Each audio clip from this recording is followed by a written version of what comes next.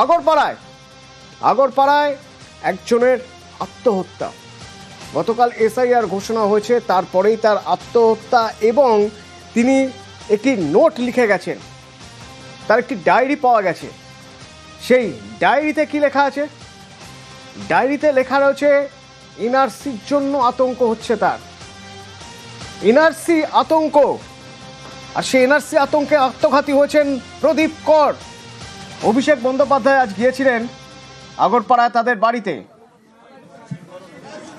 প্রদীপ করের পরিবারের সঙ্গে কথা বলেছেন। কড়া আক্রমণ অভিষেক বন্দ্যোপাধ্যায়ের কড়া আক্রমণ নির্বাচন কমিশনারকে, কেন্দ্রীয় স্বরাষ্ট্রমন্ত্রী অমিত শাহকে।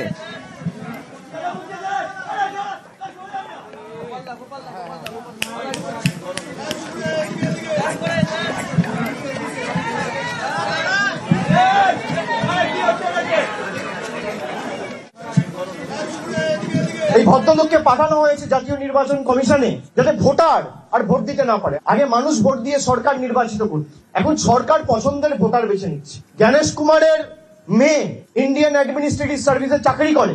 এসআইআর ঘোষণা হওয়ার পরে তাকে নয়ডার জেলা শাসক করে দায়িত্বে বসানো হয়েছে। জ্ঞানেশ কুমার মানে জাতীয় নির্বাচন কমিশনের মুখ্য নির্বাচন কমিশন।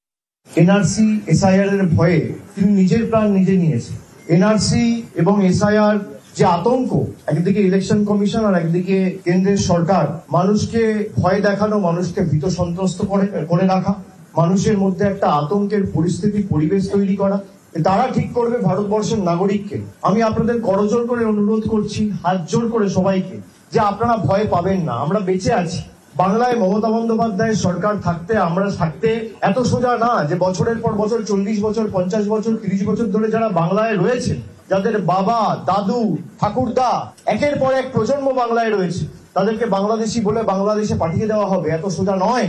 আমরা বুকের রক্ত দিয়ে রক্ষা করব। নিশ্চিন্তে থাকুন। কোন এসআইআর এনআরসি করে বাংলার একটা মানুষকে যদি এরা ভোটার তালিকা থেকে বাদ দেয়, আমরা 1 লক্ষ লোক নিয়ে নির্বাচন কমিশন ঘেরাও করব। কত ধানে কত চাল এদের বোঝাবো, এত সোজা নয়। এই প্রদীপ করের মৃত্যু বেশ কিছু প্রশ্ন তুলে দিচ্ছে। একটি সুইসাইডাল নোট পাওয়া গিয়েছে যেখানে তিনি এনআরসির উল্লেখ করছেন। এসআইআর যখন ঘোষণা হলো, যেদিন থেকে এসআইআর শুরু সেদিন তিনি আত্মহত্যা করলেন। সুবীর রয়েছে আমার সঙ্গে। সুবীর, 2002 সালের ভোটার লিস্ট, সেই লিস্টকে ভিত্তি করে তো এই স্পেশাল ইন্টেন্সিভ রিভিশন, আর সেই লিস্টে তো প্রদীপ করের নাম রয়েছে, তাহলে কেন তিনি এই ধরনের পথ বেছে নিলেন? অতনুদা, 2002 সালের যে ভোটার লিস্ট, তিনি পানিহাটির যে 214 নম্বর বুথের কিন্তু তিনি ভোটার।